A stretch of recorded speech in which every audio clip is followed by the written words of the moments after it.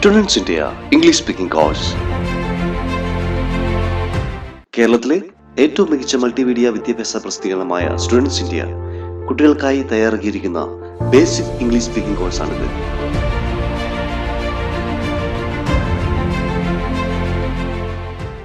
Session 11 active voice and passive voice.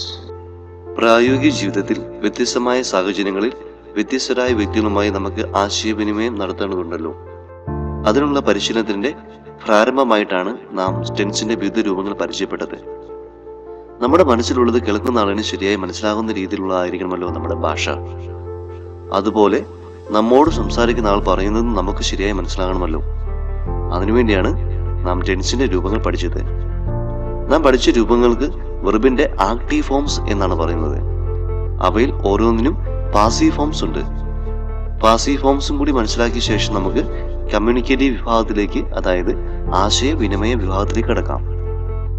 Active voice and passive voice. നമുക്ക് ഏതാനും sentences നോക്കാം. 1A. പൂച്ച എലിയെ കൊന്നു. The cat killed the mouse. ഇവിടെ സബ്ജക്റ്റ് ആയി വരുന്നത് ദ ക്യാറ്റ് ആണല്ലോ. വെർബ് കിൽഡ് എന്നാണെന്ന് നമുക്കറിയാം. ദ മൗസ് എന്നത് കിൽഡ് എന്ന വെർബിന്റെ ഫലം അനുഭവിക്കുന്ന ആളാണ്. അതായത് അതിനെ നാം ഒബ്ജക്റ്റ് എന്ന് വിളിക്കുന്നു. സബ്ജക്റ്റ് ഒരു പ്രവൃത്തി ചെയ്യുന്നതായി പറയുന്ന സെന്റൻസ് ആണിത്. അതിനാൽ ഈ സെന്റൻസ് ആക്റ്റീവ് വോയിസിൽ ആണെന്ന് നമുക്ക് പറയാം.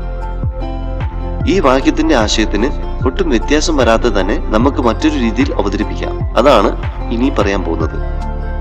എലി പൂച്ചയാൽ കൊല്ലപ്പെട്ടു. The mouse was killed by the cat.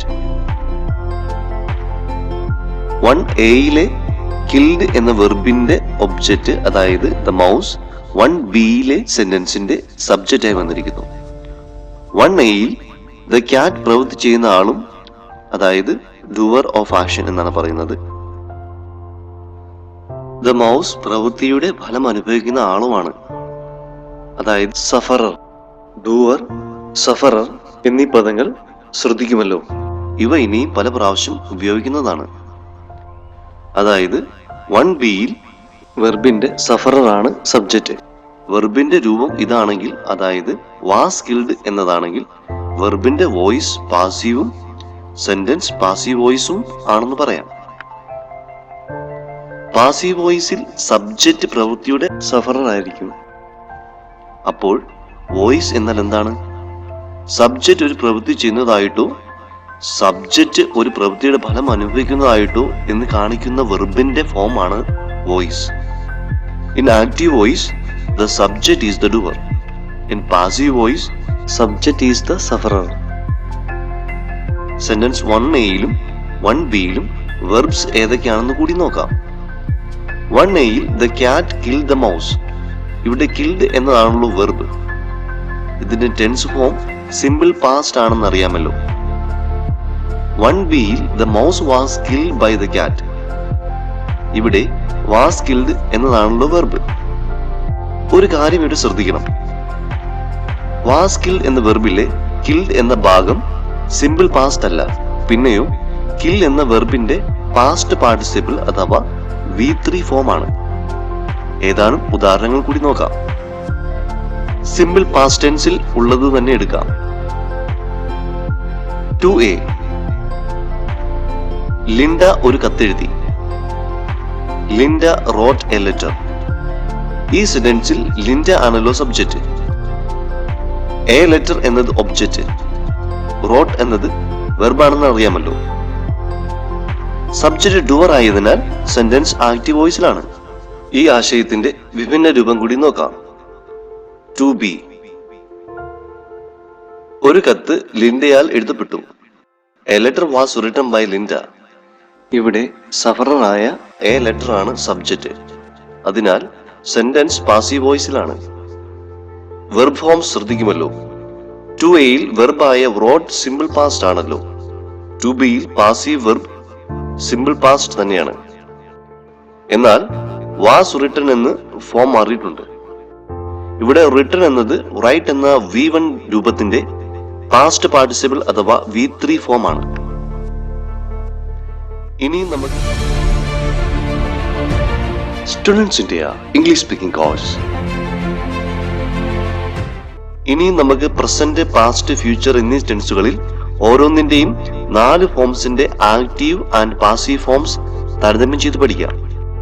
പുതിയ ഒരു സെന്റൻസ് ആണ് ഉദാഹരണമായി എടുക്കുന്നത്. 3A. അത്താഴത്തിനു ശേഷം ടോണി ഹോംവർക്ക് ചെയ്യുന്നു. 3B. ഹോംവർക്ക് ടോണിയാൽ ചെയ്യപ്പെട്ടു. ഇങ്ങനെ പറയുന്നത് കേൾക്കാൻ സുഖമില്ലല്ലോ. ഉദാഹരണത്തിനു വേണ്ടി മാത്രം പറയുകയാണ്. Homework is done by Tony. Active. Tony does homework after supper. Passive. Homework is done by Tony after supper. Illustration കണ്ടല്ലോ. ആക്റ്റീവ് വോയിസിലെ ഒബ്ജക്റ്റ് പാസീവ് വോയിസിൽ സബ്ജക്റ്റ് ആവുന്നത് കാണാമല്ലോ. കൂടാതെ ആക്റ്റീവ് വോയിസിലെ ഡസ് എന്ന വെർബ് ഫോം പാസീവ് വോയിസിൽ ഈസ് ഡൺ എന്ന രൂപമായി മാറി. ഓരോ ടെൻസ് പരിശോധിക്കാം. Present tense. ആദ്യം present simple tense. 3A. Tony does homework after supper. 3B. Homework is done by Tony after supper. ഇനി present continuous tense. 4A. Tony homework ചെയ്തുകൊണ്ടിരിക്കുന്നു. Tony is doing homework now. 4B. Homework is being done by Tony now. Is doing എന്ന active verb is being done എന്ന passive വെർബായി മാറി ശ്രദ്ധിച്ചല്ലോ. കൂടാതെ പാസീവിൽ കാണുന്ന done എന്നത് ഡു എന്ന വെർബിന്റെ പാസ്റ്റ് പാർട്ടിസിപ്പിൾ അഥവാ V3 ഫോം ആണെന്ന് കൂടി ഓർക്കണം. ഇനി present perfect tense. 5A. Tony homework ചെയ്തിരിക്കുന്നു. Tony has done homework. 5B. Homework has been done by Tony. Has done ചെയ്തിരിക്കുന്നു എന്ന active verb has been done എന്ന പാസീവ് വെർബ് ആയി മാറിയിരിക്കുന്നു. കൂടാതെ പാസീവിൽ കാണുന്ന ഡൺ എന്നത് ഡു എന്ന വെർബിന്റെ പാസ്റ്റ് പാർട്ടിസിപ്പിൾ അഥവാ V3 ആണെന്നും കൂടി ഓർക്കണം. ഇനി present perfect continuous tense. 6A. Tony 2 മണിക്കൂറായി ഹോംവർക്ക് ചെയ്തുകൊണ്ടിരിക്കുന്നു. Tony has been doing homework for 2 hours. 6B. Homework has been being done by Tony for 2 hours. ഈ പാസീവ് ഫോം സാധാരണ ഉപയോഗത്തിലില്ല. Perfect continuous forms, future continuous form എന്നീ verb ഫോംസിന് passive രൂപങ്ങൾ സാധാരണയായി ഉപയോഗിക്കാറില്ല. Past tense. അടുത്തതായി പാസ്റ്റ് ടെൻസിന്റെ വിവിധ ഭാഗങ്ങൾ നോക്കാം. Simple past tense. 7A. അത്താഴത്തിനു ശേഷം ടോണി ഹോംവർക്ക് ചെയ്തു. Tony did homework after supper. 7B. Homework was done by Tony after supper. വെർബിനുണ്ടായ മാറ്റം ശ്രദ്ധിക്കുമല്ലോ. ആക്റ്റീവ് വോയിസിൽ ഡിഡ് ആയിരുന്നത് പാസീവ് വോയിസിൽ വാസ് ഡൺ ആയി മാറി.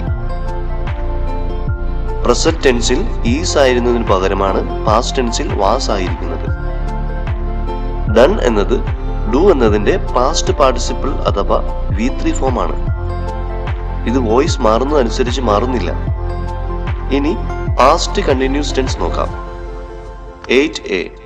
അത്താഴത്തിന് ശേഷം ടോണി ഹോംവർക്ക് ചെയ്തുകൊണ്ടിരുന്നു. Tony was doing homework after supper. 8B. Homework was being done by Tony after supper. Was doing എന്ന active verb was being done എന്ന പാസീവ് വെർബായി മാറുന്നത് ശ്രദ്ധിക്കണം. അടുത്തതായി പാസ്റ്റ് പെർഫെക്റ്റ് ടെൻസ് നോക്കാം. 9A. അത്താഴത്തിന് മുമ്പ് ടോണി ഹോംവർക്ക് ചെയ്തു കഴിഞ്ഞിരുന്നു. Tony had done homework before supper. 9B. Homework had been done by Tony before supper. അത്താഴത്തിന് മുമ്പ് ഹോംവർക്ക് ടോണിയാൽ ചെയ്യപ്പെട്ടു കഴിഞ്ഞിരുന്നു. ഹാഡ് ഡൺ ചെയ്തു കഴിഞ്ഞിരുന്നു എന്ന active form had been done ചെയ്യപ്പെട്ടിരുന്നു എന്ന പാസീവ് ഫോമായി മാറിയത് ശ്രദ്ധിക്കുക. അടുത്തതായി പാസ്റ്റ് പെർഫെക്റ്റ് കണ്ടിന്യൂസ് ടെൻസ് നോക്കാം. 10A. ടോണി 2 മണിക്കൂറായി ഹോംവർക്ക് ചെയ്തുകൊണ്ടിരിക്കുകയായിരുന്നു. Tony had been doing homework for 2 hours. 10B. Homework had been being done by Tony for 2 hours. ഈ പാസീവ് ഫോം സാധാരണയായി പ്രയോഗത്തിൽ നിന്ന് മുമ്പ് നാം പറഞ്ഞതാണല്ലോ. Future tense. ആദ്യം സിമ്പിൾ ഫ്യൂച്ചർ ടെൻസ്. 11A. അത്താഴത്തിന് മുമ്പായി ടോണി ഹോംവർക്ക് ചെയ്യും. Tony will do homework before supper. 11b. Homework will be done by Tony before supper. മലയാളത്തിൽ ഇത് ഇപ്രകാരം പറയാം, അതായത് അത്താഴത്തിന് മുമ്പ് ഹോംവർക്ക് ടോണിയാൽ ചെയ്യപ്പെടും. സാങ്കേതികമായി ഇത് ശരിയാണെങ്കിലും ഇങ്ങനെ ആരും പറയുകയില്ല എന്നതാണ് നേര്. ആക്റ്റീവ് വോയിസിലെ വിൽ ഡു എന്ന വെർബ് പാസീവ് വോയിസിൽ വിൽ ബി ഡൺ എന്നതായി മാറുന്നത് ശ്രദ്ധിക്കുമല്ലോ. ഇനി ഫ്യൂച്ചർ കണ്ടിന്യൂസ് ടെൻസ്. 12a. അത്താഴത്തിന് മുമ്പ് ടോണി ഹോംവർക്ക് ചെയ്തുകൊണ്ടിരിക്കും. Tony will be doing homework before supper. 12b. Homework will be being done by Tony before supper. Future continuous ടെൻസിന്റെ പാസീവ് ഫോം സാധാരണ ഉപയോഗത്തിലില്ല. അടുത്തത് ഫ്യൂച്ചർ പെർഫെക്റ്റ് ടെൻസ്. 13a. അത്താഴത്തിന് മുമ്പ് Tony homework ചെയ്തിരിക്കും. Tony will have done homework before supper. 13b. Homework will have been done by Tony before supper. മലയാളത്തിൽ ഇങ്ങനെ പറയാം, അത്താഴത്തിന് മുമ്പ് ഹോംവർക്ക് ടോണിയാൽ ചെയ്തപ്പെട്ടിരിക്കും. സാങ്കേതികമായി ഇതും ശരിയാണെങ്കിലും ഇങ്ങനെ ആരും പറയാറില്ല എന്ന് നമുക്കറിയാമല്ലോ. ഇനി ഫ്യൂച്ചർ പെർഫെക്റ്റ് കണ്ടിന്യൂസ് ടെൻസ് നോക്കാം. 14a. അത്താഴത്തിന് സമയമാകുമ്പോഴേക്കും ടോണി 2 മണിക്കൂറായി homework ചെയ്തുകൊണ്ടിരിക്കുകയായിരിക്കും. By the time of supper, Tony will have been doing homework for 2 hours. 14b. By the time of supper, homework will have been being done by Tony for 2 hours. ഈ tense form ഉപയോഗത്തിലില്ലെന്ന് നേരത്തെ പറഞ്ഞിട്ടുള്ളതാണല്ലോ. Students India English speaking course. ഒബ്ജക്റ്റുമായി ബന്ധപ്പെട്ട് വെർബിന്റെ 2 സവിശേഷതകൾ മനസ്സിലാക്കാം. Transitive verb and intransitive verb. നാം ആദ്യം എടുത്ത ഉദാഹരണം നോക്കാം. 1a. The cat killed the mouse. Killed എന്ന വെർബിനോട് whom, ആരെ അഥവാ what, എന്തിനെ എന്ന് ചോദിച്ചു നോക്കും. Killed what? The mouse എന്ന് ഉത്തരം കിട്ടും. അങ്ങനെ കിട്ടുന്ന ഉത്തരമാണ് ആ വെർബിന്റെ ഒബ്ജക്റ്റ്. അതായത് killed എന്ന വെർബിന് ഒബ്ജക്റ്റ് ഉണ്ട്. പുതിയൊരു വാക്യം ഉദാഹരണമായി എടുക്കാം.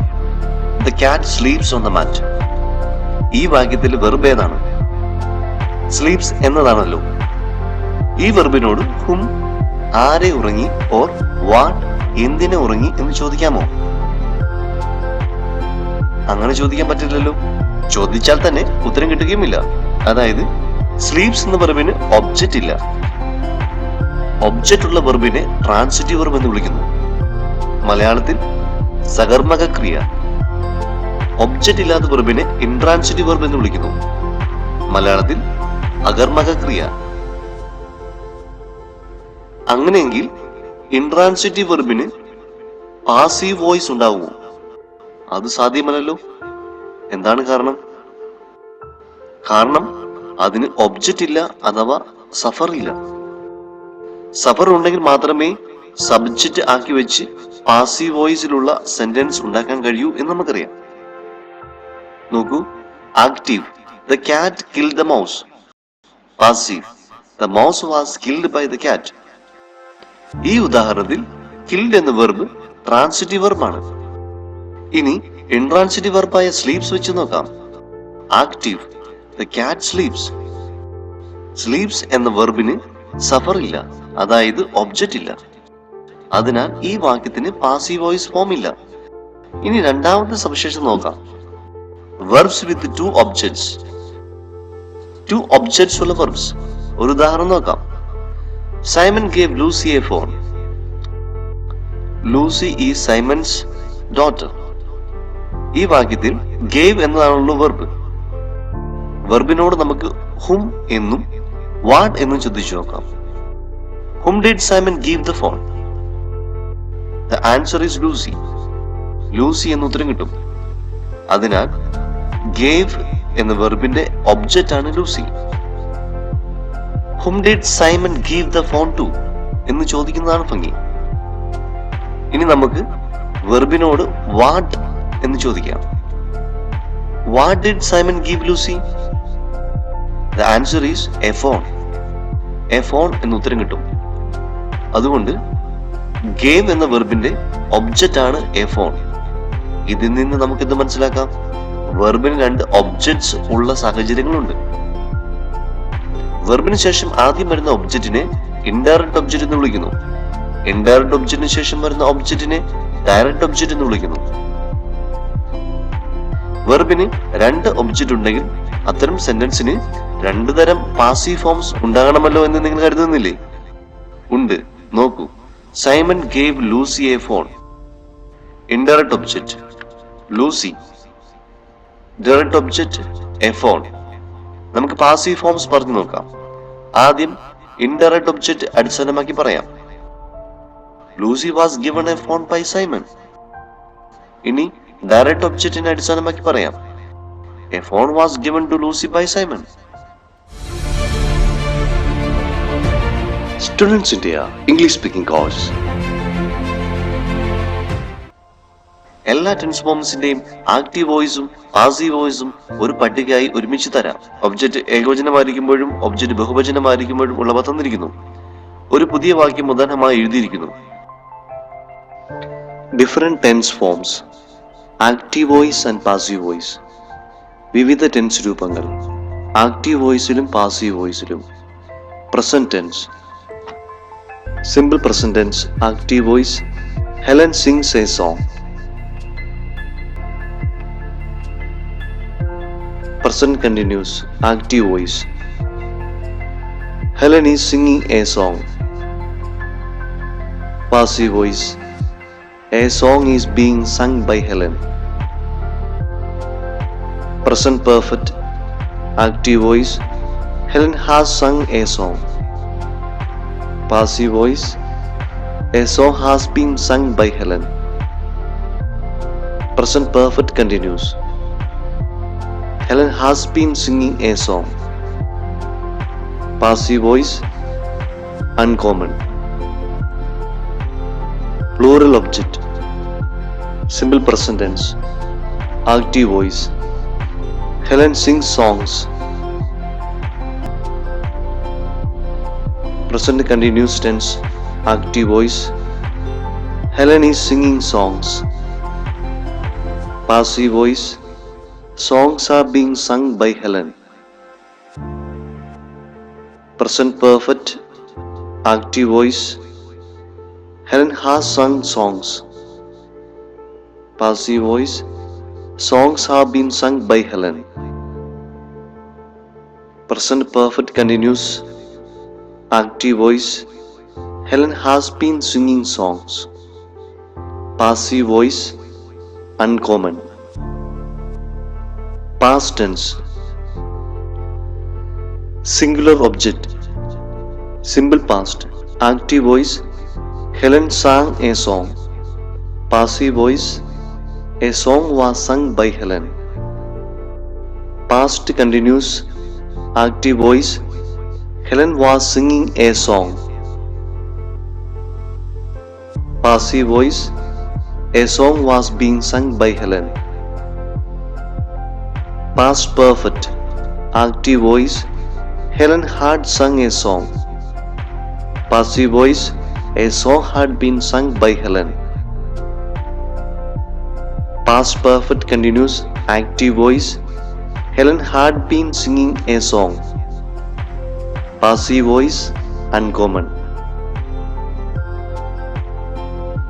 Plural object, simple past, active voice. Helen sang songs. Passive voice, songs were being sung by Helen. Past continuous, active voice. Helen was singing songs. Passive voice, songs were being sung by Helen. Past perfect, active voice. Helen had sung songs. Passive voice, songs had been sung by Helen. Past perfect continuous, active voice. Helen had been singing songs. Passive voice, uncommon. Future tense, singular object, simple future, active voice. Helen will sing a song. Passive voice, a song will be sung by Helen. Future continuous. Active voice, Helen will be singing a song. Passive voice, not common. Future perfect. Active voice, Helen will have sung a song. Passive voice, a song will have been sung by Helen. Future perfect continuous. Active voice, Helen will have been singing a song. Passive voice, not common. Plural object. Simple future. Active voice, Helen will sing songs. Passive voice, songs will be sung by Helen. Future continuous. Active voice, Helen will be singing songs. Passive voice, not common. Future perfect. Active voice, Helen will have sung songs. Passive voice, songs will have been sung by Helen. Future perfect continuous. Active voice, Helen will have been singing songs. Passive voice, not common. ഈ സെഷനുകളിൽ ഉൾപ്പെടുത്തിയ കാര്യങ്ങൾ ശ്രദ്ധാപൂർവം മനസ്സിലുറപ്പിച്ച് നിത്യജീവിതത്തിൽ ഉപയോഗിക്കാൻ ശ്രമിക്കുക. കേരളത്തിലെ ഏറ്റവും മികച്ച മൾട്ടിമീഡിയ വിദ്യാഭ്യാസ പ്രസിദ്ധീകരണമായ സ്റ്റുഡൻസ് ഇന്ത്യ സ്കൂൾ കുട്ടികൾക്കായി ഒരുക്കുന്ന students India basic English speaking course തുടർന്നുള്ള ഭാഗങ്ങൾക്കായി കാത്തിരിക്കുക. വിശദാംശങ്ങൾ അടുത്ത ലക്കം സ്റ്റുഡൻസ് ഇന്ത്യ പഠന സഹായത്തിൽ നിന്ന് ലഭിക്കും. Students India English speaking course